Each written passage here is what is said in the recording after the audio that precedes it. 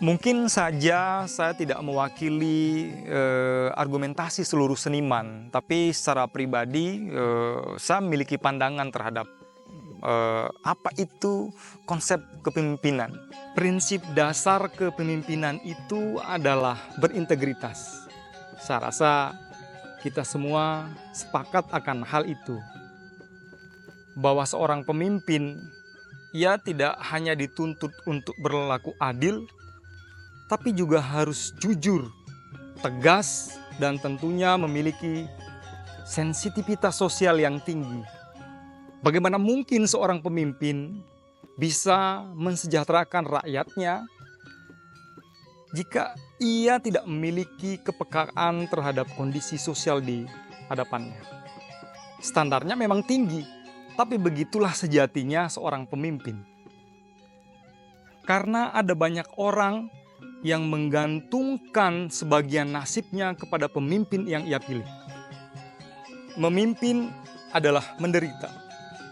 Pepatah kuno Belanda yang pernah dikutip oleh Muhammad Nur dalam bukunya Haji Agus Salim, memimpin adalah menderita. Quotes ini bermakna betapa beratnya tanggung jawab seorang pemimpin kepada rakyat yang telah memberikan mandat kepadanya. Seorang pemimpin harus meletakkan kepentingan rakyat di atas segala-galanya, bukan untuk pribadi dan bukan untuk kepentingan golongannya. Definisi kepemimpinan, jika boleh saya sederhanakan, adalah seperti apa yang ditunjukkan oleh Amirul Mukminin Sayyidina Umar bin Khattab, seorang pemimpin besar. Ia tidak hanya adil, tapi tegas dan bijaksana. Dan yang paling istimewa dari beliau adalah memiliki kepekaan sosial. Perasaannya seperti kapas, jiwanya seperti batu karang di lautan. Ia bijaksana, tapi juga tegas. Satu ketika, Umar pernah menegur putranya yang mencoba peruntungan sebagai penjual ternak unta di pasar. Umar tidak ingin masyarakat atau orang-orang yang ada di pasar itu memberikan perlakuan yang istimewa kepada anaknya hanya karena ia adalah putra dari seorang Amirul Mukminin saat itu. Umar telah berpikir futuristik terhadap kemungkinan-kemungkinan psikologis seorang pemimpin di masa yang akan datang. Bahwa bisa saja seorang anak pemimpin memanfaatkan jabatan dan kekuasaan ayahnya. Di era modern ini adalah Jose Mujica, seorang pemimpin atau presiden Uruguay, salah satu negara kecil di bagian Amerika Selatan, negara dengan tradisi sepak bola yang mendunia, telah menegaskan kembali definisi kepemimpinan yang sesungguhnya. Seorang presiden yang hampir 90% gaji dan pendapatannya disumbangkan kepada seluruh rakyatnya. Tidak ada mobil mewah, tidak ada istana juga yang mewah. Tidak ada fasilitas yang berlebihan. Tidak ada juga pengawal yang bersenjata lengkap. Ia hanya ditemani oleh seekor anjing piaraannya yang setia menemaninya setiap hari. Lalu siapa si Jose Mujica? Ia adalah politisi yang berlatar belakang petani. Ibunya adalah petani yang bekerja di ladang anggur. Ia adalah representasi kaum kelas bawah. Ia sering terlibat dalam pergerakan-pergerakan kepemudaan. Sejatinya, kita bisa mengambil pelajaran dari dua tokoh di atas. Bahwa mereka telah selesai dengan dirinya dan menempatkan kepentingan rakyat di atas segala-galanya. Maka, jika hari ini kita mendapati ada pemimpin, baik dari level daerah sampai pusat, yang ketika menjabat, kekayaannya semakin bertambah, maka bisa kita pastikan bahwa dimensi keduniawiannya jauh lebih dominan daripada unsur-unsur spiritual yang ada dalam dirinya. Sementara dalam konsep kepemimpinan Sasak, seorang pemimpin harus bersikap tindih. Artinya, segala tindak tanduk seorang pemimpin didasarkan kepada nilai-nilai kebaikan. Ia harus memperjuangkan nilai-nilai kebenaran, jujur, adil, dan kasih. Seorang pemimpin umpama Segara Galuh, seperti muara, tempat bercampurnya air bah dan air hujan. Filosofinya apa? Seorang pemimpin tidak hanya mau menerima yang baik-baik, tidak hanya senang menerima pujian, tapi juga bersedia menerima kritik atau bahkan fitnah.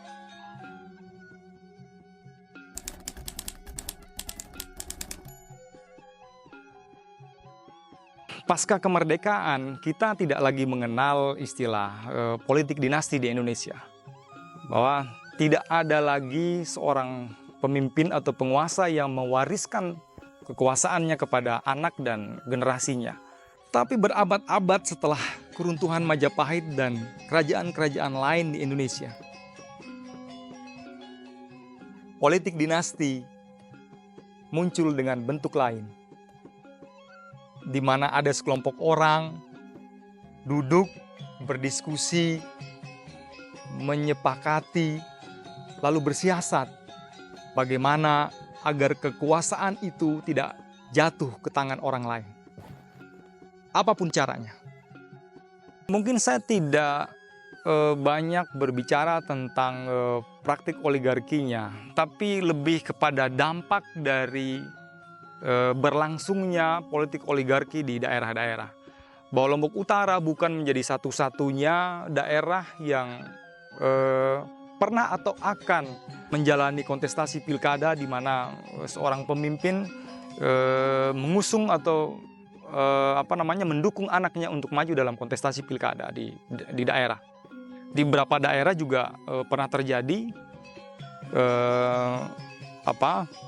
proses pilkada serupa, di mana orang-orang menyebut itu sebagai satu praktik politik dinasti. Tapi saya ingin mengatakan begini, bahwa dampak dari politik dinasti itu tidak hanya pada persoalan kekuasaan yang berkutat pada segelintir orang, tapi jauh daripada itu memberikan dampak psikologis atau keberlangsungan kepemimpinan di generasi muda di daerah ini, bahwa peluang mereka untuk dipilih atau memimpin di masa yang akan datang itu menjadi sedikit tertutup. Jika ingin menarik ke belakang, bahwa masa kekuasaan Soeharto yang bisa berlangsung selama itu hampir 32 tahun lebih, itu terjadi di negara yang sudah mengusung konsep demokrasi. Tapi apa penyebab sehingga seorang Soeharto mampu memimpin atau mampu berkuasa selama 30 tahun? Salah satu penyebabnya adalah bisa saja Soeharto mengkondisikan orang-orangnya, mengkondisikan negara ini dalam kepentingannya agar kekuasaan itu tidak lepas dan tidak beralih kepada kelompok lain, orang atau kelompok lain. Maka praktek itulah yang mungkin saja terjadi di daerah-daerah yang dimana hari ini orang menyebut itu sebagai politik dinasti, meski definisi dari politik dinasti itu tidak seperti itu. Bahwa di Indonesia pasca kemerdekaan bahwa tidak ada lagi politik dinasti.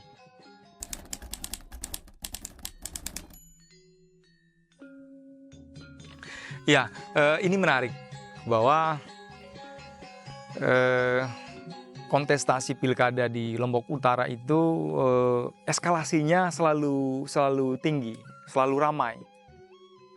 Dari 3 calon ini adalah komposisi yang tepat menurut saya, bahwa keterwakilan zonasi dari dari daerah timur, lalu ada keterwakilan juga dari daerah tengah, dan ada keterwakilan dari daerah bagian barat. Itu akan memberikan peluang kepada masyarakat untuk menentukan pilihannya secara jauh lebih mudah. Tapi saya ingin katakan begini, secara personal mungkin saya tidak berhak menilai para calon.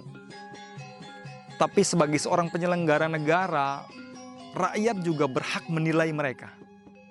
Jadi pada perspektif argumentasi saya kali ini adalah menilai kinerja para calon yang pernah duduk sebagai penyelenggara negara. Dari 3 pasangan calon bupati yang ikut dalam kontestasi Pilkada Lombok Utara hari ini, bahwa hanya Dr. Muksin yang tidak memiliki resistensi. Artinya apa? Bahwa 2 pasangan lainnya, baik itu Pak Haji Najmul Ahyar dan Pak Dhani Carter Ridawan, pernah menjabat sebagai pejabat publik.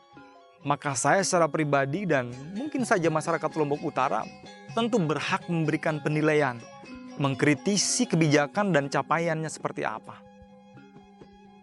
Bapak Dr. Najmul Ahyar misalnya, mungkin saja tidak etis jika saya mengatakan bahwa tidak ada capaian positif selama kepemimpinan Bapak Najmul Ahyar.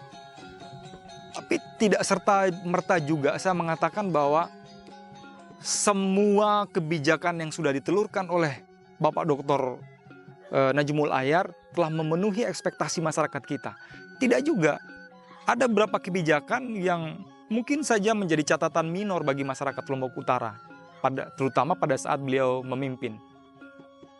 Begitu juga di zaman Pak Dhani Carter, beliau hari ini menjabat sebagai wakil bupati, juga menjabat sebagai ketua partai. Misalnya sebagai perwakilan anak muda, kenapa tidak concern dalam pergerakan anak muda misalnya, atau aktivitas-aktivitas kepemudaan di daerah ini misalnya. Dan nyaris hari ini, atau selama beliau memimpin, kita mungkin saja tidak melihat banyak intervensi kebijakan dari seorang Dhani Carter sebagai seorang wakil bupati, dan sekaligus di waktu bersamaan sebagai seorang ketua partai. Sementara Bapak Haji Junaidi Arif, selama 5 tahun beliau duduk di Parlemen Udayana, kita nyaris tidak pernah mendengar ada advokasi yang dilakukan oleh seorang Junaidi Arif yang duduk dan secara kewenangan beliau berada di Komisi 1, ada beberapa persoalan daerah yang mestinya disonding atau diadvokasi oleh beliau. Tapi kita nyaris tidak melihat itu dilakukan oleh seorang pimpinan Komisi 1 di DPR di Provinsi Nusa Tenggara Barat. Sementara untuk Dr. Zaki Abdillah, kita sama-sama ketahui bahwa beliau pernah menjabat sebagai komisioner KPU. Mungkin tidak banyak informasi yang kita dapatkan sebagai bahan pertimbangan kita untuk menentukan pilihan. Tapi tentu kembali lagi bahwa Dr. Zaki Abdillah selain menjabat sebagai seorang komisioner KPU, kita mengenal beliau sebagai salah satu ustadz atau alim ulama yang kesehariannya berkegiatan di majelis-majelis taklim untuk banyak tempat di Lombok Utara ini. Sementara untuk Bapak Kusmala Hadi Samsuri, kita juga sama-sama ketahui bahwa beliau baru saja mundur dari jabatan ASN-nya. Itu adalah pertaruhan yang tidak mudah. Itu adalah pilihan yang tidak mudah bagi seorang Bapak Kusmala Hadi, lalu memantapkan hatinya untuk terjun dan masuk dalam dunia politik. Tentu kita apresiasi pilihan itu, dan sekali lagi kita bisa menilai dan kita bisa memberikan argumentasi kita terhadap apa yang sudah dia lakukan pada saat beliau duduk menjabat sebagai pejabat daerah di Nusa Tenggara Barat. itu bisa menjadi pertimbangan bagi konstituen untuk memilih calonnya.